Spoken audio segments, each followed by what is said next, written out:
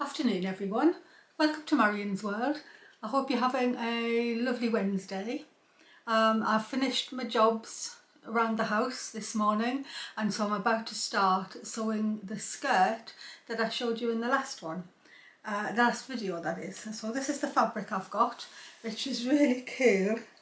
It's got hippie camper vans on it. Am I showing that properly? Yes. And it's so colourful and flowery, and so I bought it with the intention of it being made into a skirt. I've just never got round to it, so today's the day. So I'm going to make it from the 18th century petticoat pattern. I'll put the link to the video that I saw it on. I did know about those types of skirts before, but just never got round to doing anything about it.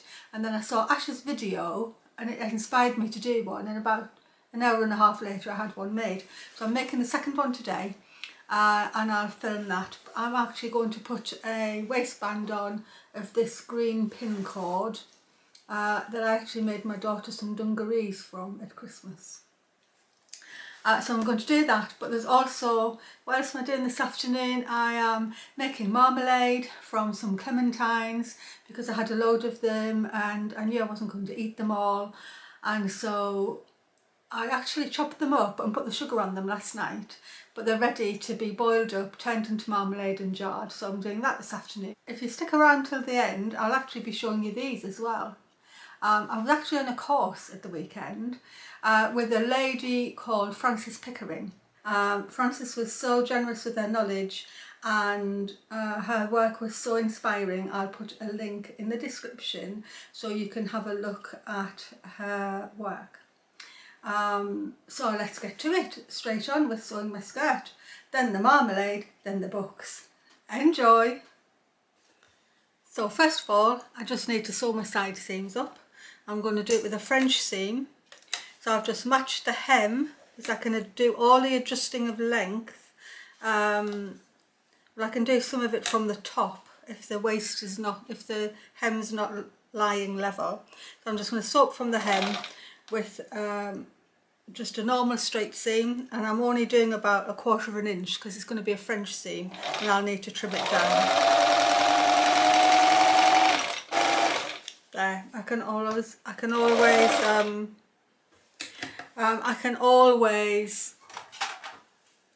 make the slit narrower if I think it needs it.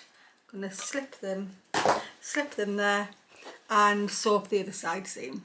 I don't exactly iron that much, but one time I do iron is when I'm sewing, and so I'm going to iron these seams flat and then turn the whole thing inside out and iron it again. So I've trimmed the seam, turned it through, ironed it flat. Now when I do the next line of stitching, it'll totally enclose the raw edge, and so the inside will have no raggy ends or anything. It'll be totally a clean finish. Once more up the seam, enclosing all the raw edge and making a lovely neat finish. I'll decide how to finish that off later. Bit of back stitch to secure. That's one seam finished. I'll get on and do the other one. Okay, I've finished the seams entirely. I'm finishing the side slits where my hands are going to go through for my pocket, just by turning over once actually and sewing a straight line. Anyway, so that's one done. So it looks nice and finished off. So here's where we turn it into a skirt. I've got a piece of cotton tape that's long enough to go around my waist and tie in a bow. It's probably a bit long, but I can adjust that at the end. I'm going to find the middle and put a pin. And I'm going to find the middle of one of the sides and also put a pin. Don't really need to do any measuring here with a tape measure. So I'm just going to fold one of the halves of my skirt, which will be the back because it's getting the twill tape on, and find the middle and put a pin. And so now what has to be done is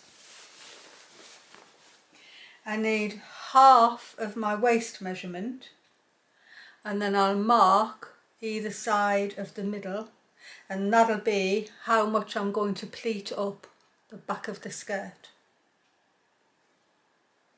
Okay, I've got the sides of the skirt, the sides of my waistband pinned, sort of one there, one there. I'm going to line up the middle and pin them together. So I've got the inner side of the skirt facing me. The tape doesn't matter which way it is, and I'm going to get them middles to middles and put the pin in to keep the skirt in the middle. And then I'm going to get the edge of my skirt, the side slit where my pocket's going to be, and I'm going to pin that onto the edge here, and I'm just going to leave it a little bit over to allow for a bit of overlap at each side. So you can see that's all the material that needs to get pleated onto that amount of skirt, that amount of waistband. And I'll do the same on here. I'll get this end of my split and I'll pin it onto that mark with a tiny bit of overlap to allow for a bit of overlap on each side of the skirt. I want the pleats to go away from the middle, and so we need a box pleat at the centre. It's not as easy to show you, I think. I try and make sure I keep it on camera. So I am just going to make sure that that pleat is going to go away from the middle. Now hold it, pleat some back, make quite a deep pleat, I think. I think there's more material in this skirt than the other one. The other one I mustn't have had quite as much. I'm going to make a nice big pleat there and pin it. Obviously all of these can get altered as you work along. They don't have to be exactly the way you're doing them now. So I'm going to just pleat another piece of material and go ahead and pin it down. And also you want to pin them down from the edge of the tape, because eventually we're going to sew that over and then close the raw edge. So I'm actually going to pin it about halfway up the tape, like that. I'll leave my centre pin in. Oh, maybe I'm going to get more than 3 pleats in. I'm going to pin every single pleat. So I've got all that, the back pleated onto the twill. I've just pinned every single pleat down, and so that's ready for stitching. And because this is tape and it's finished on both sides, I don't really have to worry about it. Once it's folded over, there's nothing to finish off. It'll just enclose all the raw edge of the skirt. But on the front, I'd like to have a waistband, and I wanted it in a different colour. So I've cut this waistband. I didn't actually measure it, but I'll measure it for you now. It is 4 inches wide, so that is 10 centimetres. So I've cut that, and again I've just cut it from the width of the material I had, so it'll have to be long enough. I'm going to mark the middle and start exactly the same as the other side, but obviously I'll have to do right sides together on this because I eventually want it to actually stand up like a waistband like that. Okay, I've got the front pleated up as well. So I've got the right sides together with the green corduroy. This time I've kept the raw edges level because obviously that's not finished off, and that'll have to be enclosed within the turned waistband. I'm not even sure how wide I want the waistband to be yet. I cut the green corduroy wide enough so that I had options once it was half sewn together. I've tried it on already to make sure that the sides have got enough overlap, and that I've pleated it in enough, and I'm happy with the way they're falling. So we're now on to sewing the pleats onto the waistbands. I'm sewing the pleats onto the waistband now, just taking a 1/4 inch seam off the skirt fabric and taking my pins out as I go. I'm leaving enough of the tape showing so that when I turn it to the inside, I've got a nice amount of overlap that'll finish it all off on the inside. And I'm just making sure that the pleats are lying nice and straight as the machine goes over them, and that the tape's all good.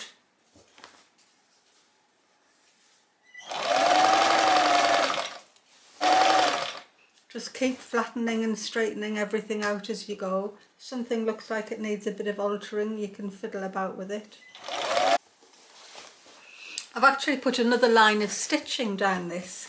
The original skirt I did with a fabric waistband. I didn't use the twill tape, and I hadn't realised that really it would be better to stitch the tape down from the front, right on the very edge.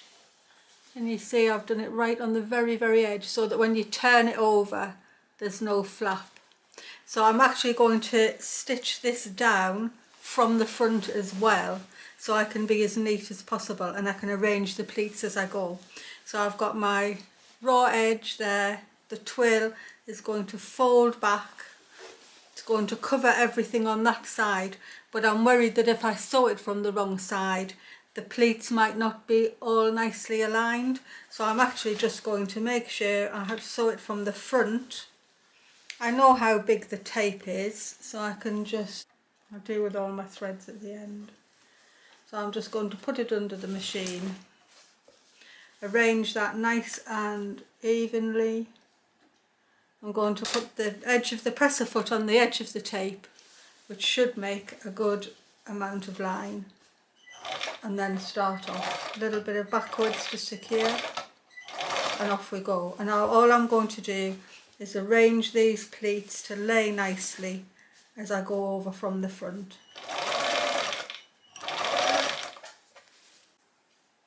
Okay, waistband sewn down.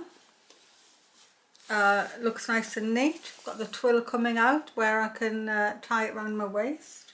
So this is the back waistband. So that's all complete. Now I'm onto the front waistband. And this one I'll be sewing with a 1/4 inch seam from the back, because I know that this green is going to have to come up over the front, and then I'll decide how big my waistband's actually going to be and it'll cover. Again, I'll probably sew from the front when I'm tying it down, but slightly different because it's going to go twice over and enclose the raw edges.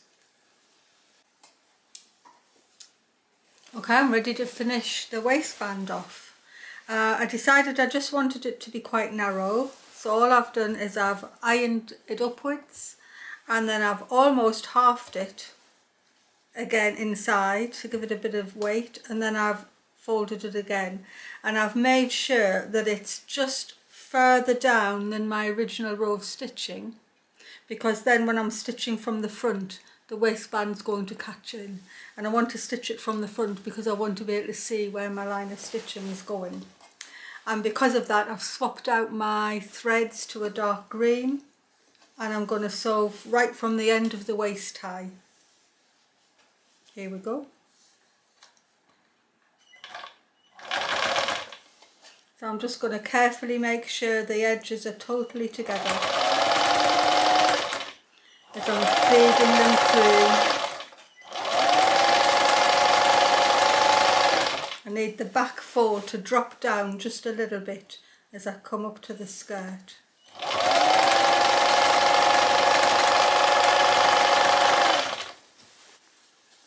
So that I know that all those raw edges will be kept in. And so now I'm just going to stitch what's called in the ditch, so in that line between where my waistband's coming up. So I'm just going to hop off the waistband onto the skirt itself, knowing that the back is down enough that I'll catch it. And I'll just go nice and gently so that I don't make a mistake. Keep smoothing it out so that you know you're getting a good line. I show you I should be catching the back in, and I am. The back's totally caught in. So I've just got it hanging down that 1/8 of an inch more.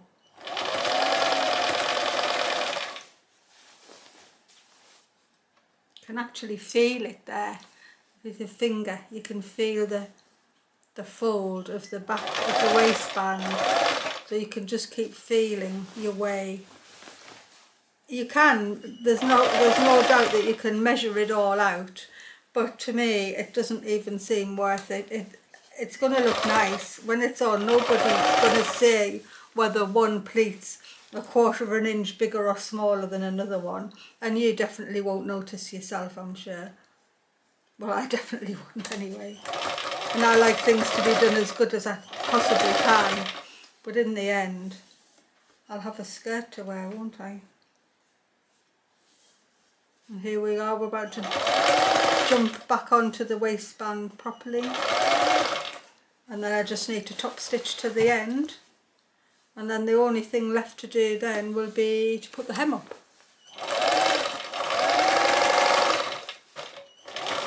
I didn't even turn the ends in because I'd gone selvage to selvage. I quite like the look of the raggy edge of the selvage. I've tried it on again, pinned the length, pressed up a double fold hem. So easy because it's just a straight piece of fabric, there's no curves or anything. I'm keeping the green in the bobbin because I thought the contrast might be nice around the hem edge. And that's all there is to do. Once the hem's done, ready to try on. It's totally done. Really pleased with it. So a little bow at the back. I can still get my hand into my little pocket. I'm really pleased with it. I'll link Ash's website where I got the information from, and she has a really good video of her putting it on, which I'm not about to do. But you'll find it on her website, and I hope you give it a try. It's a really nice thing to do. I've come in to finish my marmalade off. I started it last night. I had 2 whole bags of clementines, and I knew I wasn't going to get around to eating them all. So I was thinking I didn't really want to make a cake or something, and I've run out of marmalade, and so even though they're not the Seville oranges, I'm making marmalade with them. So in here I've got the 2 bags of clementines, and it was about 1 kilo altogether, and because they're not a hard skin like a proper Seville orange that would make marmalade with, I'm not really bothered too much about cutting them really tiny. All I did was cut them in quarters with my big knife and then snip them with the scissors until they got to be smaller pieces. So that's the whole of the clementine, not just the peel, the whole thing. And so last night it was a bit too late really to be bothering with doing the whole thing together. So I snipped them up and I boiled them or simmered them in a bit of water for about an hour to get them really soft. And then I measured out just under 1 kilo of sugar. I didn't want them to be totally killed, so I'm probably about 900 grams of sugar. I wasn't really being that accurate. And I put the sugar in last night into the hot fruit and then just left it overnight. So the sugar was all melted this morning, but I've just sewn my skirt. I'm going to put my pinny on actually because I've got my skirt on, and I'm going to finish the marmalade.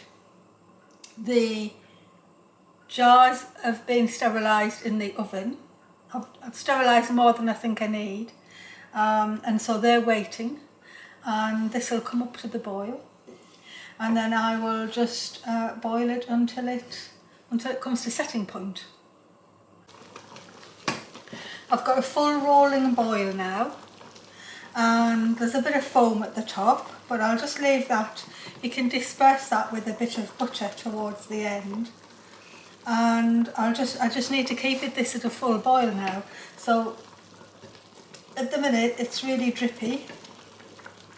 It's just like liquid really, which is what it is. So to turn that into jam, when some of the water needs to evaporate off, and the sugar and the fruit has to just cook together. There are a few ways of testing for set. You can put a saucer in the fridge or the freezer and put your bit of jam on there or your marmalade on there, and then see if you get the wrinkle test. There's also a thing called the flake test, which is really accurate, and it just means that when you run your jam off the spoon, instead of dripping off like that, it makes a bit of a flake. So I'll be waiting until my marmalade makes that flake, and then we'll go from there. I feel as if it's nearly there. You can feel it when it starts to get to the setting point. And if I pull up some juice, pull up some of the marmalade and I'll do it right-handed so you can see better. And I let it drip. Although it does drip, it starts to just gather together, and you can see it's sort of starting to set on the spoon, and you get a flake coming off like that. So that tells me that is nearly. Did you see that? I'll do it again. I did put a saucer in the oven, in the freezer too, and that wasn't quite. Oh, tastes nice. That wasn't quite set when I did that, but I'll just do that again. Look, if I put my spatula through the jam pan. This is my grandma's jam pan too. Actually, it might be my great grandma's jam pan. Don't think there's any way of finding that out now. Anyway, it definitely wasn't my mum's one. My sister has my mum's one. Okay, so I'm going to take my jam up and I'm going to let it run off the spoon. And then you can see, instead of just totally dripping off, it starts to get thicker and thicker. Can you see that? And then I get a flake that's not quite setting, not quite dripping. I'm just going to I'm going to turn the heat down just ever so slightly and carry on a bit longer. It's not quite there. I'll put my bit of butter in to disperse the foam. It doesn't need much, but it helps to disperse the foam. And stir that through.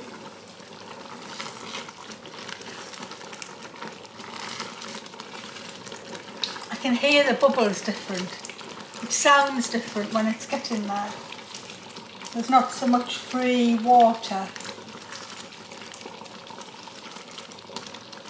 So you're listening for the sound of the bubble and you're feeling the thickness of it.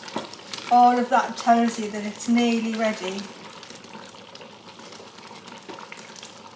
Unless I might be just making all that up, of course. Maybe it's just me reading things into it that are not really true.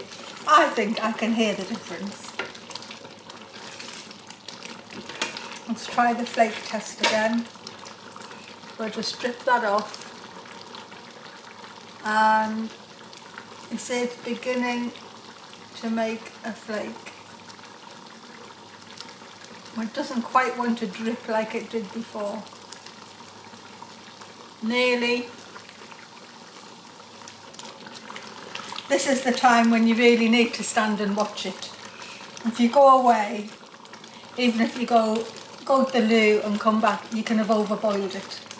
So it's stand, watch, test, give it a stir, test some more, because once it goes, it goes.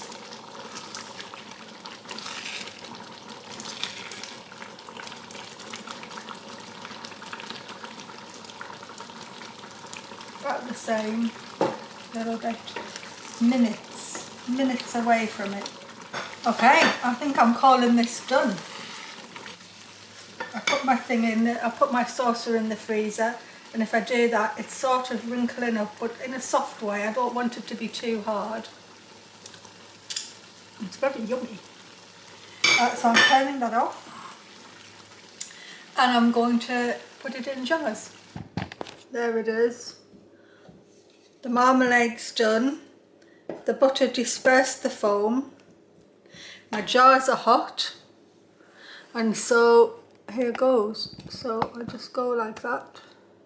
So I've got my funnel, my hot jars. I'm going to go straight in, ladling it in. Oh, it smells really nice. And we want the jars full right up to the top. I might have left the peel a bit thick, you know. But clementines are tender. They're not like Seville oranges where you need to boil it for hours to get them and have the shreds so fine. I think this will be okay. A little bit more in that one. I don't think I'm going to need the amount of jars I thought. I think I've over sterilised the jars.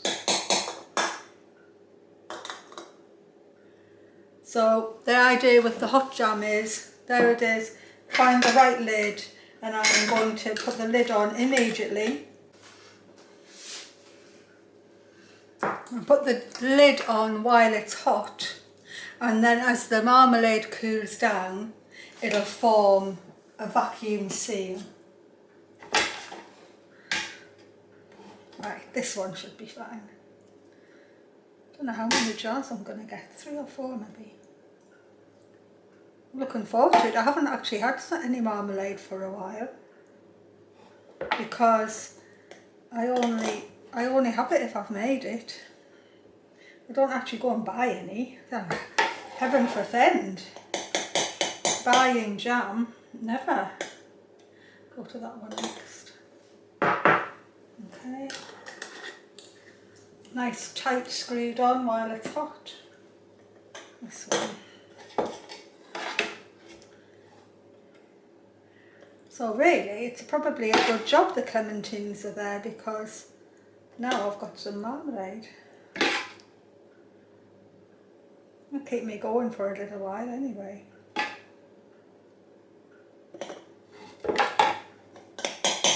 Gonna go in that one next.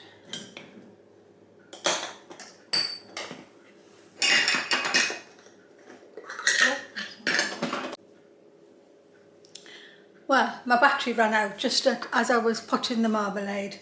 However, I've managed to get 3 big jars and 1 small jar, and then the last little bit I've just set in the jam saucer. But of course, I can't resist trying it straight away. So I've already made a piece of toast. And if anybody doesn't like butter, I grew up in the era where you put butter on anything, and I still do.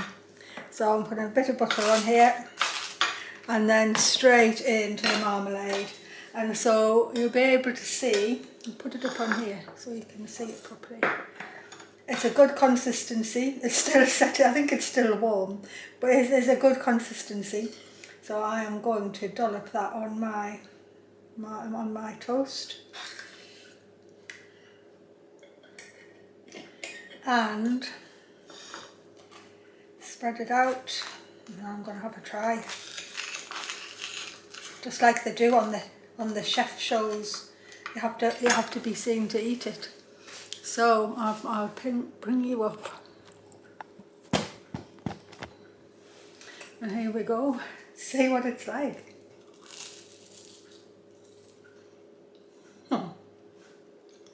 Super scrummy. That's what it's like. It's just still soft because it's warm, but I think even when that sets properly, it's still going to be quite a nice soft set, which is how I like it. So if you have any spare fruit, spare oranges, anything, apples, turn them into jam, turn them into marmalade. It's very satisfying. And I have to say, I never buy any. I only ever make my own. So I've always got lots of different ones to choose from. And if I run out, like I ran out of marmalade a few months ago, I just don't eat it until I can make some more. So I'm back on marmalade duty now. Cheers. Happy marmalading. Well, I finished the marmalade and I had to have a second piece of toast because it was so nice. I'm really pleased with it. And so I've just come in to the workroom again to show you these little books that I've made over the weekend. So I went on a course with Francis Pickering, and the course was just local to me over the weekend. And it's not something I normally do, go on courses for crafting things. But at the beginning of the year, when I was doing the stitch book, it got me interested in what other people were doing with fabric books. And then I happened to see this workshop posted online, and the sort of mood I was in, I just went ahead and booked it straight away. And so it just happened this weekend gone, and it was amazing. I hadn't really seen Frances's work before, but she had her books there and they were just so wonderful. I'm going to put a link in the description. So anyway, I made this one mainly over the weekend, but I finished it off since I came home on Sunday, and I'll just let you have a little look inside. So it is fabric, but it's got a stitched binding down here. So I decided to do the book as a representation of a poem that I really like called The Peace of Wild Things, and it's by an American poet called Wendell Berry. And so Frances showed her method of making the fabric pages, and we could embroider or draw on them or whatever we wanted to do. And so I got the actual book together over the Saturday and Sunday, but then yesterday and today I've finished it off to as far as I've got now. And it's really lovely. It's just a lovely little size. I like the stitched binding going through the middle. That's really nice. And I like the way that the cotton got coloured in with the Inktense.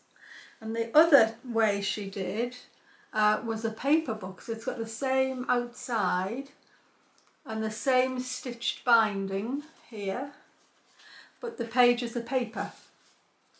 And that's all I've done of this one. I've just made the paper pages and I've done the first page. And so all of those pages, it's just wall lining paper. But I'm definitely going to enjoy making this into maybe a flower book, I'm not quite sure. But I really enjoyed doing those paper pages, even though paper crafts are not really what interest me, but they were really lovely to do. So I've got these two new books. This one needs a little bit more work on, but not much. And this one needs a lot of work on. The thing is that some of these techniques were so interesting. I think I'll probably be working one or two of them into the new stitch book. And so I'll be having a think about that between now and Sunday. The other thing to say is here we are, I have my tally sheet, can't show it very much, of what the votes are coming in from my projects. And so I did, because a lot of people have actually said what they would do first, second, third, fourth and fifth. I've actually got a first, second, third, fourth and fifth in case there was a tie. But I'll wait until Sunday and tally them all up. So that'll be exciting to do. And other than that, I'm just crafting along. So my skirt's sewn, I've actually got it on, the new skirt. Marmalade's got made. I'll be doing more on the stitch book. And actually I'm making a hexagon table runner too, with Quilt As You Go hexagons. You might see that later, but at the minute that's what I've been doing on an evening when if I sit down and watch a bit TV. I've got the hexagons on my knee because the raven's finished. I need something else for my hands to do, and quite often that would be knitting, but I'm doing the hexagons at the minute, so that's what else is happening. So next video will be Sunday, and it'll be the results of the project vote, and I'm not quite sure what else. Oh, and the beginning of the new stitch book. Yes, I have to I'm having a real think about that, because I've been looking around and realised that lots of people use a hashtag and then post photographs places. But I wasn't really sure what hashtags were, because I've never used one before. And also, I'm not on anything else for anybody to post anything. And then it got me thinking that actually it would be nice to see what everybody was doing.